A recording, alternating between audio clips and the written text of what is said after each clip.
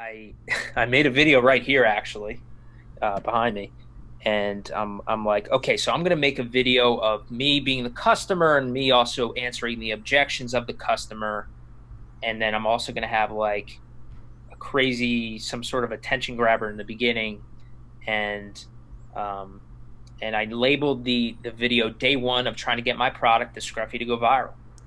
And I woke up the next morning, 100,000 views. Now it has over 600,000 views. And I'm like, all right.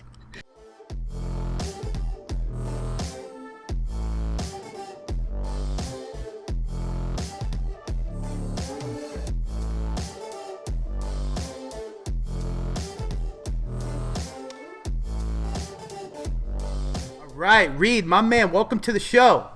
Thanks for having me on. Absolutely, bro. It's a pleasure, man.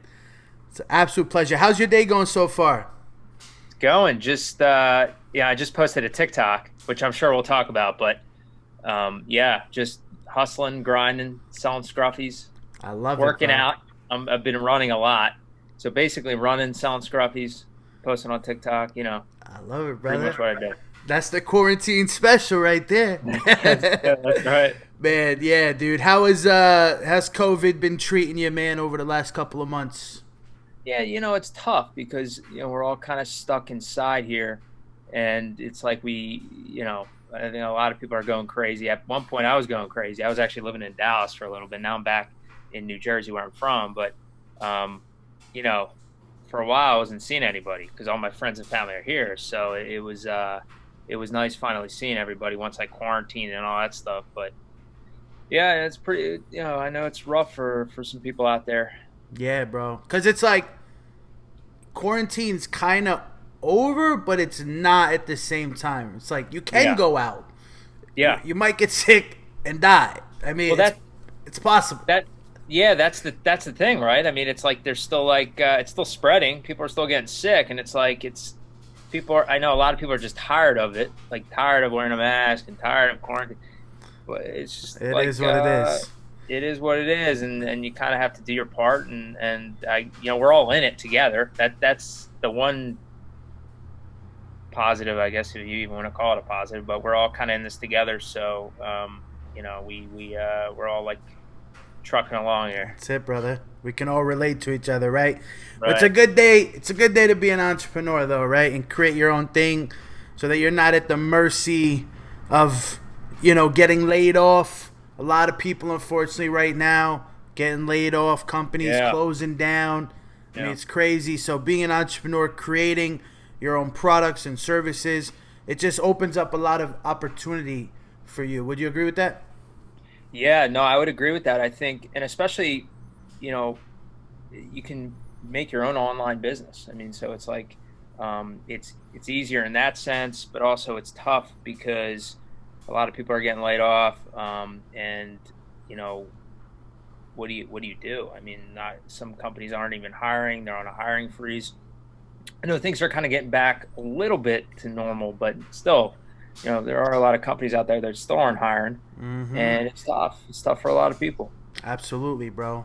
Well, without further ado, man. So, Reid, I came across you on TikTok, and I believe I'm one of the maybe the early reporters on what you have going on. We just talked off air. I'm the Yeah, third podcast so far, bro. yeah, But you created a product called the Scruffie, man. I saw this thing. I was like, dude, this is relatable right here. This is relatable. So before I'm gonna let you tell the story. Sure. So what did you create, bro? So the Scruffy is it's a leg shaver, and it's also a back of the neck shaver.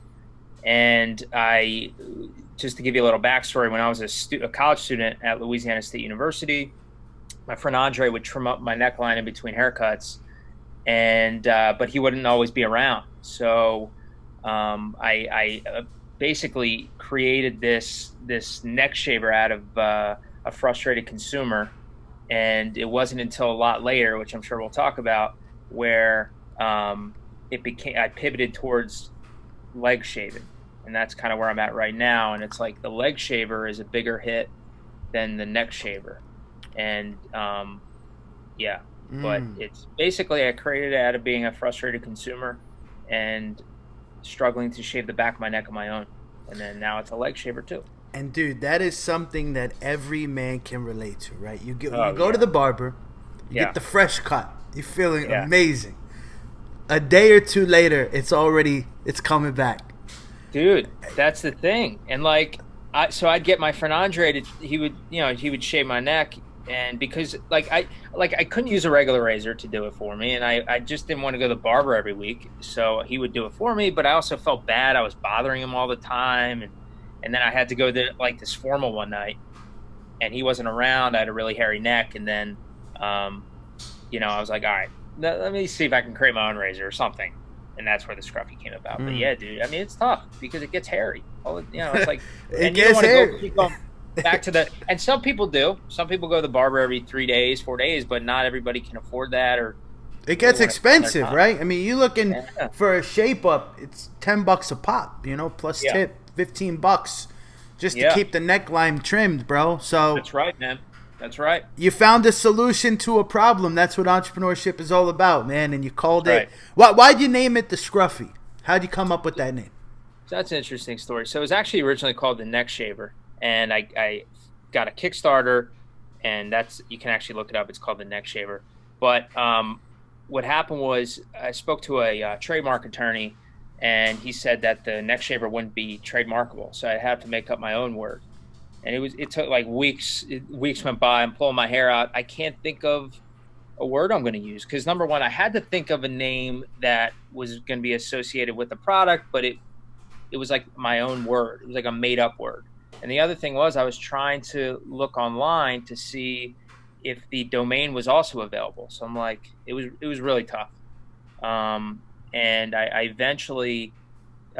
I was driving back from a meeting. I was working at Staples at the time, and on their on the business side of their company. And I came back from a meeting. I closed the deal, so I was real happy. And I'm driving back, and then the Scruffie popped in my head, and I looked it up. The domain was there, thescruffie.com. Scruff means the back of your neck. And then the IE at the end there, I just made it my own word. But that's how that came about. Yeah, it wasn't an easy process. I mean, I remember writing hundreds of names down on a notepad, just like, man, asking random people at the gym, going to like Barnes and Nobles, trying to find a word, seeing if something was going to hit me. But eventually it crossed my mind after that meeting. And that was it. That's awesome, bro. And it's catchy. Yeah. It's interesting that you mentioned the domain name being available because there's nothing more frustrating than going on to like GoDaddy or whenever it's gone, it's taken, and then you can it says contact them to get the broker to work the deal, and then it's like they're trying to charge you thousands of dollars because there's people that are just buying and selling domains. It's a whole business in itself. So coming up with like a unique name definitely gives you like an edge because it's not common because if you have a product or a service and you can't even get the .com, I mean, it's a bummer, right? Or even like the social handles, right? Yeah, and I think even you can see some companies like they'll put like maybe a different word before their product name or service name, like they'll put like shop.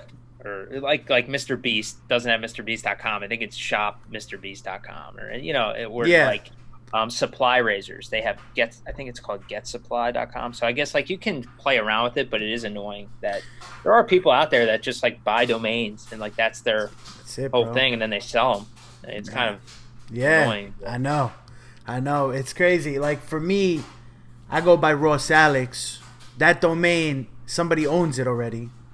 Yeah. It want to charge really? me. Yeah, someone owns that domain. Someone charged me $2,000 for it. Really? I was like, okay. I'm gonna just.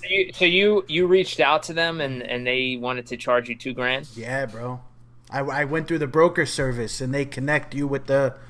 They do it for you basically, and they were like, the sellers will sell it to you for $2,000, and I was like, Not worth it. Nah. I'll just add something to the end. Yeah. But that's what most people do. yeah, man. But yo, Reid, I'm curious, man. So you grew up in New Jersey, right? Did you always want to be an inventor, entrepreneur? No. Well, what was funny was I always wanted to be in business. I wanted to be like a businessman.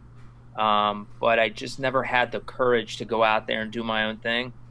And I just thought it wasn't for me. Like, it's just, I get scared every time I want to start my own thing or whatever. And then I started listening to different guys, like, you start following guys like Tony Robbins and Gary Vaynerchuk and Grant Cardone, all these different guys, Jesse Itzler, Sarah Blakely.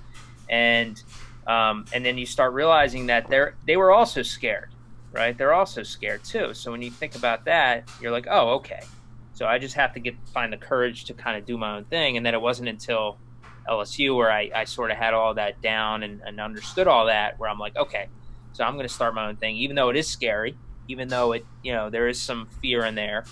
And then you just do it. But I wasn't your typical entrepreneurial kid. So what was going to LSU like? That was awesome. It was. So I actually went to community college for not 1 year, not 2 years, 3 years. I was really behind. School just wasn't my thing. But I transferred to LSU and scared out of my mind. Yeah. I didn't know anybody.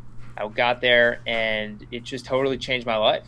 It was an amazing experience. Talk about the food is completely different. The people are completely different. The accents, totally different. So it was nice. That's a culture shock. yeah, big culture shock. And but what it did was it allowed me to isolate myself from everything, and I started to figure out what I wanted to do and who I wanted to be, and it allowed me to kind of find my own way, being 1,300 miles away. You a fan of crawfish? Oh yeah, crawfish. What else they got there, man? They got all sorts. They got all that stuff, man. Well, it's like I worked at a restaurant. It's called the Chimes, and I worked there. And we'd have alligator bites. We'd have all sorts of stuff, and I'd eat that after work. It was good food, but after a while, you're like, all the the New Orleans style food gets old. After a while, you're missing a bacon, egg, and cheese. yeah. Once in a while, because the bagels aren't, they don't. You can't get bagels down there, bro. No, that's foreign. Once in a while, you want a slice. You want a bagel, cream cheese. Some lox, some whitefish. That's right, bro. That's right. Difference. It's funny, man. When I'm up north, I'm craving southern food. When I'm down south, I'm craving the northern food. So. That's usually how it is. Yeah, bro. So, what were you majoring in at LSU? So I majored in general business with a minor in personal investing. Okay. And did you end up graduating? Yeah. So I graduated. I was there for 2 years, and I graduated in 2017, so 3 years ago. And then I ended up getting a job at Staples. And then I was in Brooklyn, New York. And then I got laid off 38 days into employment. So I finally graduate. I'm done. I'm tired of school. I'm tired of all. I'm ready to go out into the real world. Get laid off. On my way to a Tony Robbins seminar, of all places. Oh shit! Yeah, I got the call, and what was the reasoning? It was just they had to restructure their organization or something like that. Wow. I was part of I learned later on, so I actually went back to Staples. I was there twice, and I found out I was part of a pilot program, and they just laid off a bunch of people. I was one of them, and I was crushing it, man. I was killing. I was in Brooklyn, New York. That was my territory, and I was just hustling. Listen to Grant Cardone tapes on my audio books on my. Feeling good. Feeling good, living the New York life, and then you get the call. Hustling, and then I get the call, and then I'm like, oh man, I have this apartment. I was living in Newark, New Jersey at the time, and I'm like, man, what do I do now? Like, I just, now what? And then I got a job at Hertz Rent-A-Car as a manager. Then I went back to Staples. Hertz ain't doing too hot nowadays, man. Yeah, no, I I was one of the youngest managers they hired. I was 23 at the time, and it it was it was an experience. You know, you're learning how to manage people. You're learning how to manage people that have been there for 30 plus years. You're in charge of them. It's very, very uncomfortable. I actually thought managing people was more it was more uncomfortable to address a problem with an employee than it was to like cold call on a business. But it was a good experience. You know, I learned a lot about management, how to handle conflict, and how to coach people. Got some free rental cars along the way too. You know what? One of the perks was you got your own car, so free gas, free car. Obviously, you don't have to pay insurance. And yeah, I get like Jeep Grand Cherokees, and you know, I took out a Range Rover and Mercedes, and yeah, that was one of the only perks maybe. So then you ended up going back to Staples, right? Yeah. And where along this journey, where were you working when you decided, okay, I'm gonna invent this thing called and call it the Scruffie? Like how did this all come together? Oh, okay. So actually, if we go back a little bit, so when I was at LSU, I decided to go to the student incubator on campus, and what they do, they had a program where they would hook you up with an engineer, and Van Lee was my engineer, and we worked on trying to get a design together for like over a year. So I graduated, we still didn't have a design, and it wasn't until we reached out to another engineer named Jonah. We got a design together, and then we got the prototype going at the incubator, and then I took it from there. So I found a manufacturer, a co-packer, did all the logistics and all that. But yeah, it took a little over a year to get just a design, you know. And then I started getting a design patent together, which I just got. A utility patent still pending. And then I started reaching out to manufacturers. So, one thing that a lot of people out there share in common is knowing that they want to create something. I mean, everybody has ideas, right? I'm sure you know the saying, it's like ideas are worthless unless you execute upon it. Like, it doesn't matter. That's from Gary Vee right there. It doesn't matter if you thought about Instagram. If you didn't make it, it doesn't fucking matter. People think of shit all the time, right? It's like, how about if we had this? What if we had that? But very few people actually go out there like yourself and make it happen because, you know, like you said in the beginning of the podcast, it's scary, right? Like you just named like logistics, manufacturing, engineers, design.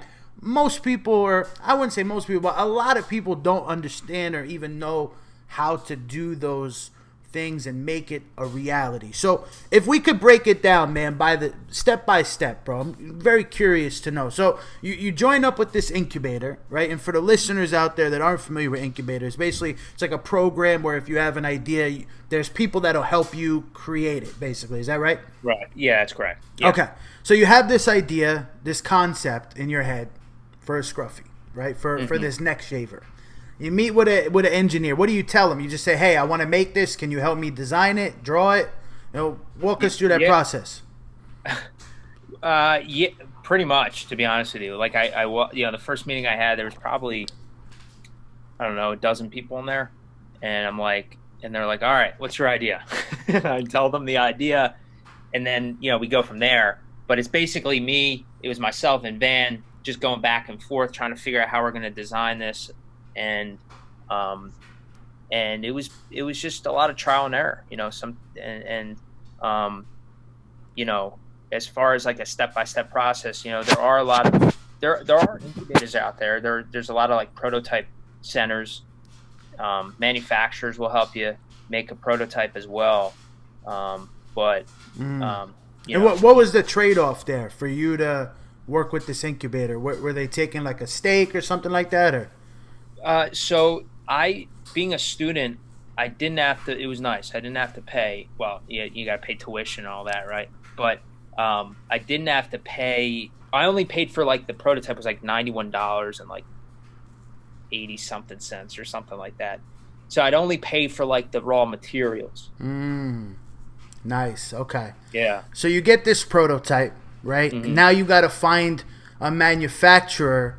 You show it to him and say, "Hey, Yeah. can you make this? Can you replicate this for me?" Basically. Yeah.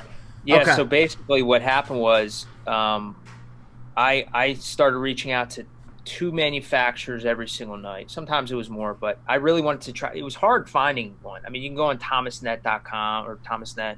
Yeah, I think it's thomasnet.com. There's different websites you can go on to try to find a manufacturer, but it's very hard. I was really trying to find a specific kind of a manufacturer. So I reached out to 2 every single night for like over a month. Nothing. Couldn't get anything. And I'm sitting at work one day, and I'm sitting at Staples, and my friend Garrett gives me a call. And my friend Garrett's up in New York. So now at this point, I'm in Dallas, Texas. This is my second stint with Staples. I'm in Dallas, Texas, and Garrett calls me because he wants me to like reset his password for his Staples account. But like, which is weird. He already had a rep. So, and we hadn't talked for a while. So it was weird that he was like reaching out to me. But so we were talking, whatever. I reset his password and whatever I was doing. And I'm asking him, "Oh, what are you doing?" He's like, "Oh, I work at a design packaging company." I'm like, "Oh, I could probably use you eventually. Well, I just need a manufacturer." I'm like struggling here to find a manufacturer. People are saying no. They're laughing at me. They don't get it. Like nothing's working. He's like, "Oh, we can help you with that." I'm like, "Oh." So right there, I got my manufacturer, I got my packaging guy, and then we took it from there. Wow. But it was brutal, man, because like, you're reaching out to all these people, nothing's working. You're reaching out to manufacturers that are like the wrong manufacturers. They're telling you to reach out to certain manufacturers, and then those sometimes don't work. And then, but that's part of it, right? I mean, I think a lot of people, you mentioned earlier, like it's one thing to have an idea, it's another thing to execute, because people don't understand it's part of the game. It's a game, and it's part of it, right? The rejections, the no's, the people laughing, it's all a game. It's all a numbers game. And once you realize that, you're like, oh, okay, all right. Now it's tough in the moment sometimes, but if you can understand that it's just part of the process, it makes it a little bit easier. I like that, bro. It's a gold nugget. It's part of the process. Yes. Right? Levels to the game. So you find your manufacturer and the packager. They're kind of doing this. Thankfully, Garrett forgot his password that day. He kind of got plugged weird. up. Yeah, I mean, hey, right place, right time. So now things are starting to come together for you. Yeah. Right? Now, at this point, did you already have like a website up and running, or did that come after? No, that came That came much later. I didn't. I was actually at that point. I was I had applied to get on so Barstool Sports, I'm sure you heard of them. They had a Shark Tank like show called Big Brain, and I had applied to get on their show. So I was actually preparing to get on their to their show, and I had like 2 or 3 weeks to prepare. So it was in that time where I was talking to Garrett. Like I didn't even have a prototype. I had a prototype at the last second. I was able to put something together. So if you actually watch the video, you see me get that blue prototype I use. I think it's on YouTube. Barstool Sports Big Brain episode 1. I got that from like a prototyping center that they just sent over like a couple days before that. But no, I didn't have a website or anything till much later. Okay. So what was your plan here? Like now you have all the ducks are in a row, right? You do this show, got the prototype. Like what came after that? So what came after that was a Kickstarter. Launched the Kickstarter. My buddy Perry did the whole thing for me, childhood friend, and so we got the Kickstarter up, and then that was another interesting story because I threw this Kickstarter up. This was my first time really telling friends, family, everybody what I was doing, what this project was, which was scary. It was nerve-wracking. You're putting yourself out there. It's the first time really I'm doing this, and I got a bunch of backers the first couple days, and then day 3, none. Day 4, none. Day 5, like it just, and I was also running like really small Facebook, Instagram ads, and it was just all negative stuff. And I'm like I didn't even want to wake up some mornings. I was like, geez, man, I can't get any backers. I'm getting all this negative stuff. And then so I'm sitting by the pool one day. I'm in Dallas at the time, and I'm sitting by the pool one day. My friend Austin Walker tells me, he's like, do you want to meet Mark Cuban? I'm like, yeah, I don't meet Mark Cuban. And what happened was, let me just kind of go backpedal a little bit. When I was at LSU, I was a treasurer of my business fraternity, and I thought it'd be cool if I can get Mark Cuban to come to campus. And I reached out to him, and he said he'd come if I got like 2,000 students to download his messaging app called Dust. Long story short, couldn't get it done. So I'm like, all right, I'll just meet you down the road, man. Thanks for the opportunity. Anyways, okay, so fast forward 3 years. Now I'm like standing in front of Mark Cuban.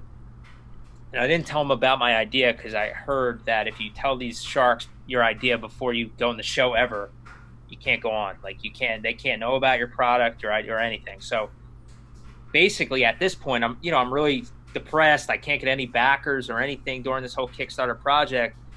And I'm like, how do you deal with haters? How do you deal with negativity? Like I'm asking this, for myself. And he's like, you just got to put blinders on. And once he said that, I'm like, boom, back on the horse. I start hustling again. I eventually get the $5,000 that I had. That was the goal of the Kickstarter. But yeah, once he said, yeah, you just got to put blinders on. You can't care what anybody thinks. And I was like, oh, that's it. That's a good point. Sometimes it's all about hearing those little things. I gotta expand on this here. Sure. Okay, because I'm rolling with the wrong people, bro. Because I don't have any friends that are asking me to meet Mark Cuban. So you have a friend Austin, and one day you just hanging, and he just says, "Hey, you want to meet Mark Cuban?" And then the next thing you're meeting Mark Cuban, like, well, what happened was it wasn't like he knew him. It was like he was like Mark Cuban was going to this like event, and it was like, I don't know, there was like 50 people there. So it wasn't like it was like me, him, and Mark. It was there was a bunch of people there. Yeah, a small event. But, yeah, but during the event, I stood next to him the whole time. Like he was at this like little podium. There was maybe, I don't know, 40, 50 people around. I'm literally standing right next to him, which was amazing.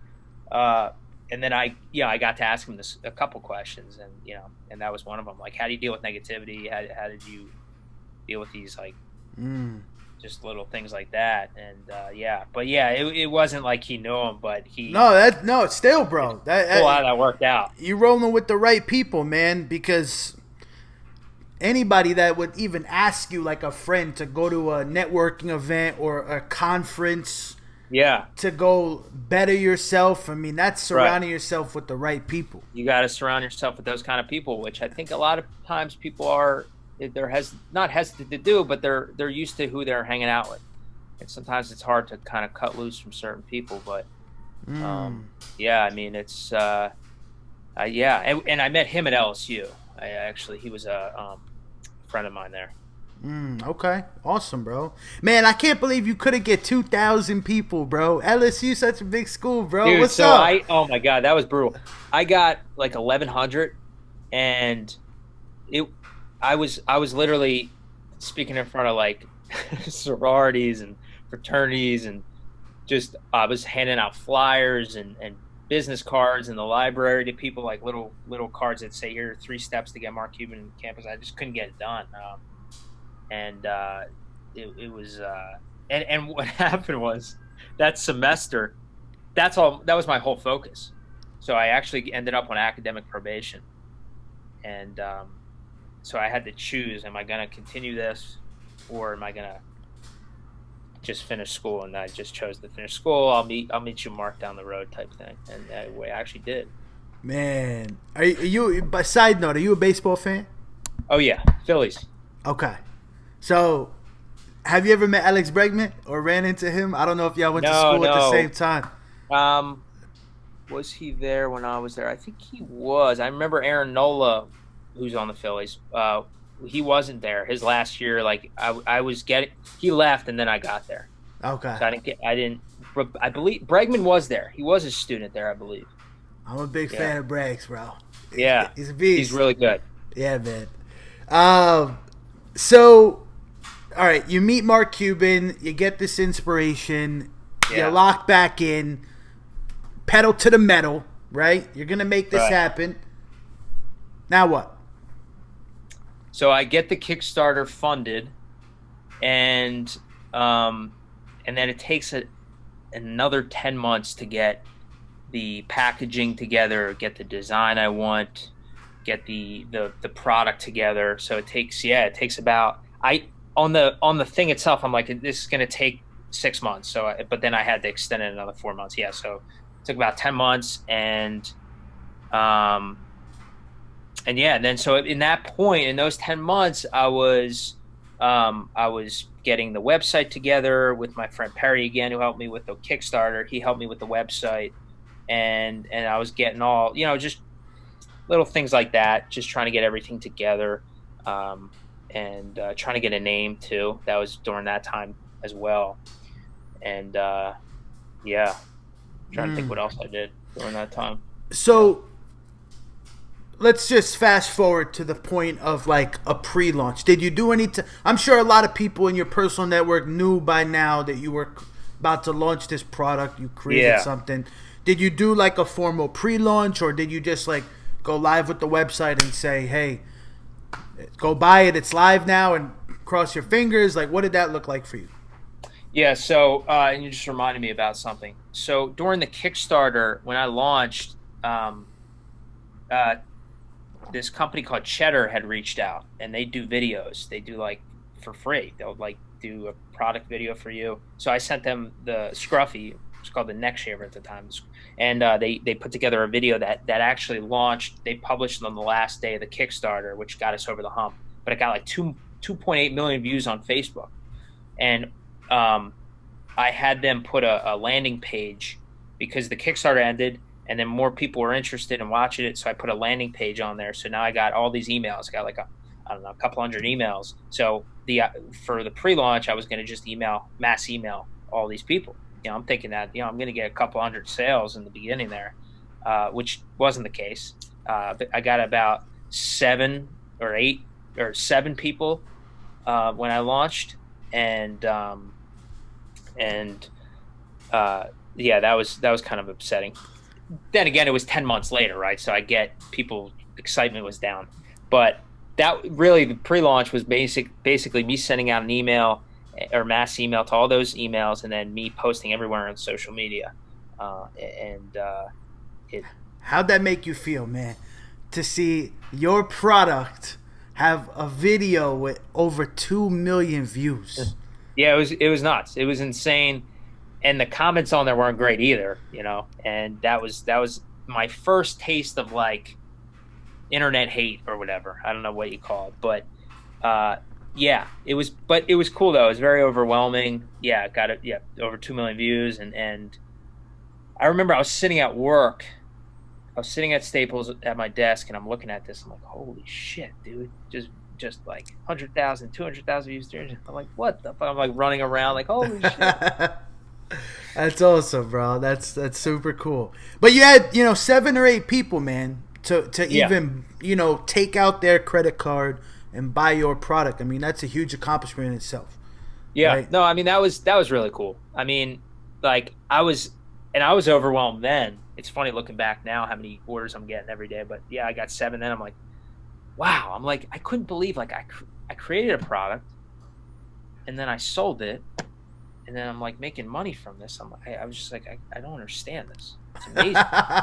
It's the power of the internet, brother. You're solving a problem, man. That's what entrepreneurship is all about. Solving a problem, and obviously putting some marketing genius and sales skills behind it. And you definitely put in the time, paid the dues, right? Up until this point, at least. Yeah. So, still paying them. Still pay, of course, but You paid them this far, brother. The bus is still going. I hear you. But okay, so the sales are coming in, right? Is the manufacturing company doing the delivery of the product for you, or did you have like physical inventory that you were shipping out yourself?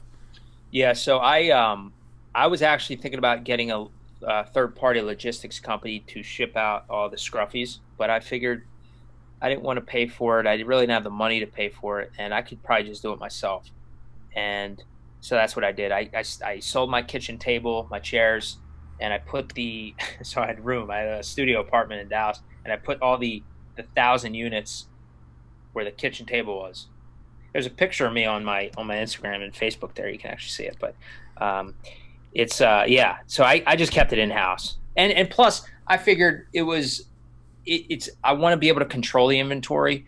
I want to be able to, if I want to send somebody like a free Scruffie with it, just as a courtesy of something, or write thank you notes, personalized thank you notes to each one, I'd rather just do it myself.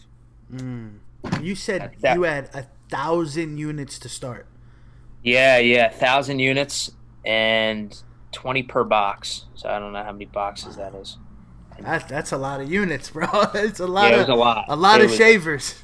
Oh yeah, it was and to get them up into the apartment was brutal. So, when did you decide to make a TikTok to start promoting the Scruffie? It's a good question. So, okay. So I'm chugging along here. I'm like my sales were starting to go down, and my buddy and so I was trying to figure out how to promote this thing. I'm cold calling salons. It's not really. I got the Scruffie in one salon and wasn't doing well, and I'm like, I don't know how to promote this. Like I'm posting on Instagram every day, Facebook, LinkedIn, like every day I'm posting stuff. It's just not working.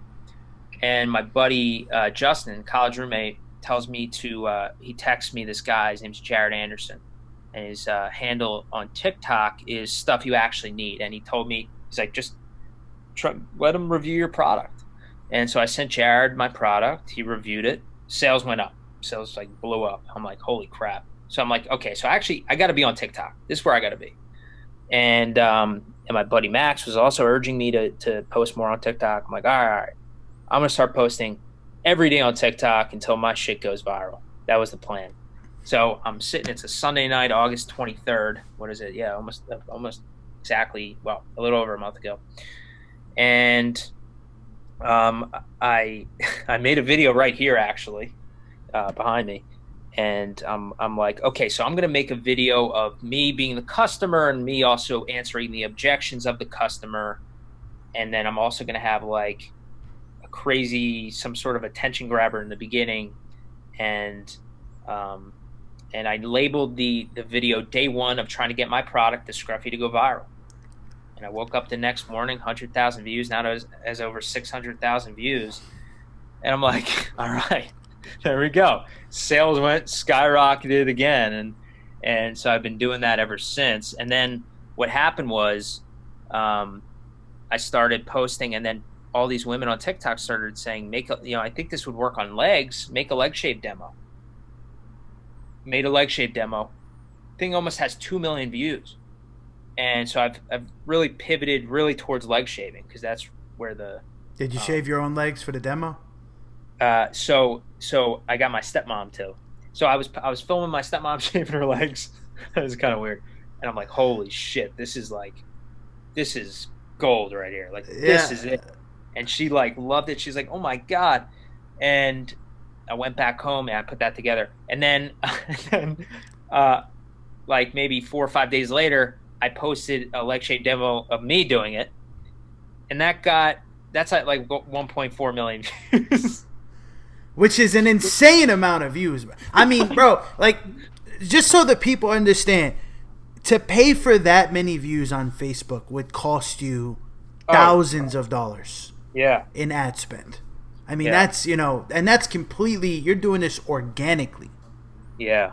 Bro, I got a suggestion for you, bro. And if this happens to work, just remember, remember your boy. Bro, you got to get these units, right? And you got to send them to every single influencer. And attach a note and just say, here's my product. If you like it, please make a video about it. Whatever. Okay, I got a story for you. Casey Neistat included. Go ahead. Okay, funny enough, I reached out. I did email him about the Scruffie, but so part of my, before I really went on TikTok, part of my marketing plan was to DM influencers, celebrities, athletes, artists every night, 25 every single night. And I DM'd over 1,000 people, and I got Alex Costa was a men's grooming influencer. He posted it on his TikTok. Sales went up. I sent one to Shay from Dan and Shay. Just a whole bunch of people. TJ Lavin, if you remember him from MTV, and Jamie Anderson. She's a Olympic snowboarder. Just like all these people. So it's funny that you mentioned that, because I have to start doing this now and pivot it towards swimmers and all sorts of people.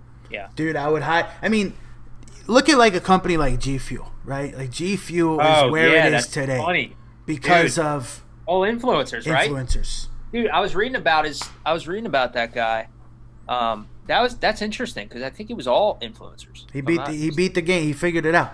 He cracked the code. He got every single gamer and influencer, YouTuber. Yeah. And then he started creating their own brand. So like, Keemstar got his own flavor. Roman Atwood got his flavor, and now it's just exploding. So yeah, well, the cool thing about this whole thing, like, I was reaching out to all these people, and now people are starting to reach out to me, and that's like, wow, like, myself difference. Included. It worked, bro. It worked. Yeah. That TikTok. That's a huge.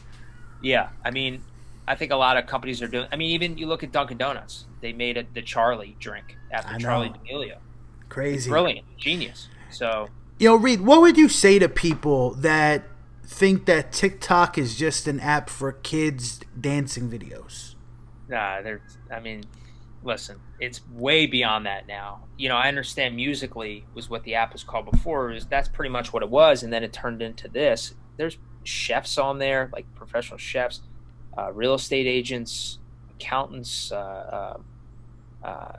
all sorts of professions, and psychologists are on there. It's not for kids, and if you think like that, you're going to be stuck, and you're not going to be able to take advantage of an app that's like this golden opportunity. Now, I understand that there were talks about it getting banned, and it's going back and forth and all that, but still, there's an opportunity there that you shouldn't miss out. You don't know when this thing's going to end. It's fairly easy to go viral if you can find your niche and do it right and do it different than everybody else. But I mean, those people are just, I think they're just maybe trying to find an excuse. Maybe they're scared to post. I agree with you, bro. I agree. There's even doctors on TikTok. Doctors, that's a big one. Yeah, that's another big one. Chiropractors are on there. I mean, listen, Dr. Neil deGrasse Tyson is on TikTok. He's on there. If he's on there, it ain't a kid's app, man. It ain't just a kid's app. That guy's great. Yeah. Reid, I'm curious, man. Do you have any plans, or do you ever see yourself expanding the product line and creating a new addition to the Scruffie family, or Yeah, no, absolutely. And I'm constantly thinking ahead, trying to grow. I don't want to be stagnant. I don't want to be complacent. I'm trying to grow this thing as big as it can get, and obviously shaving creams and different things like that are part of that whole equation. So yeah, I would definitely be open to that. As I want to get the product running, I want to try to improve it the best I can. There's still some improvements I can make, but once I can do that, I mean, all sorts of stuff I want to add. I dig it, man. Now, do you happen to have a Scruffie with you right now? Hell yeah, man. Got one right here. So if you're listening to the audio version only, head over to YouTube and check this thing out. Okay, so walk us through what's going on. This is my first time seeing it like up close and personal. Yeah, I just used it, so there's like shaving cream on there. But yeah, it's got 5 blades, and they're compatible with the Gillette Mach 3. And if you want to use just 5 or 4 blades, you could just take an insert out like that, and you just pop it back in. But yeah, this is it's very ergonomically adjustable, and it's silicone, which is what I wanted from the very beginning. So it's flexible, it bends, and you can just give yourself a super quick leg shave the back of your neck with it. And it's right now it's $19.97, free shipping if you're in the US. I dig it, bro. Dude, you gotta figure out how to make it so it could shave the back. Like, a handheld. Put Well, a selfie stick on it. Yeah, right. Well, they have the back blade. That's what the back blade is. Oh, And, do they have one of those? yeah, I just have the wife do it. Yeah, no. So the back blade, that guy is from Chicago, and he created this thing, and they're doing very well. But yeah, no, I think they figured that one out. So, and I got the back of the neck and the legs figured out. There you go, brother. There you go. Well, man, you're doing some big things, brother, and it's inspiring, man. It really is. To speak, yeah, you're actually the first inventor on the show, bro. First inventor I probably ever had a one-on-one with, man. So it's super cool and inspiring to see you, go from college, idea, product, design, manufacturing, packaging, and going viral on TikTok and selling units, man. Yeah. You got the people tuned in, man. They're rocking with you. They're inspired too. I got to ask you, man, what's your message for the people out there that are on the verge of getting started? They want to be the entrepreneur. They want to pursue their dreams, their passion. They want to create, man. What's your message? So like I was saying before, it's a game. Rejection's part of it. And like Mark Cuban told me, you got to put blinders on, whether that's rejection, whether that's doubt. We're all going to have that rejection. We're all going to feel that little doubt. It's just part of the process, and you just got to show up every single day. Sometimes you got to pivot. Sometimes, you have to go a different route, but just stay on course. Don't quit. Don't give up, and you'll get there eventually. But it's supposed to be hard. Otherwise, everybody else would be doing it. So just stick with it, and you'll be good to go. I love it, man. And we're gonna link your website and all your socials down in the show notes. So right now, go get your Scruffie. And what's your shipping times being affected right now with COVID, or things being? Well, yeah. I mean, with the postal service, it's a little delayed, which is difficult. But yeah, I mean, usually 3 to 5 business days. The free shipping option, and you can go to thescruffie.com and follow us on all social media platforms at the Scruffie. We got the holidays coming. Yes. Get your gifts in now while you can. Get them. Hey, listen, this is a great gift. If you can't shave the back of your neck, you struggle shaving the back of your neck, and if you want a super quick leg shave, this is the product. I love it, bro. For you. Well, Reid, it was a pleasure, my man. Can't wait to see what you have planned for next, and the Scruffie grow. Don't forget us, man. Here at the Start of Somewhere podcast, bro. Thanks for having me on, Rob. Absolutely, man. This was a pleasure, man. Thank you. Absolutely, bro.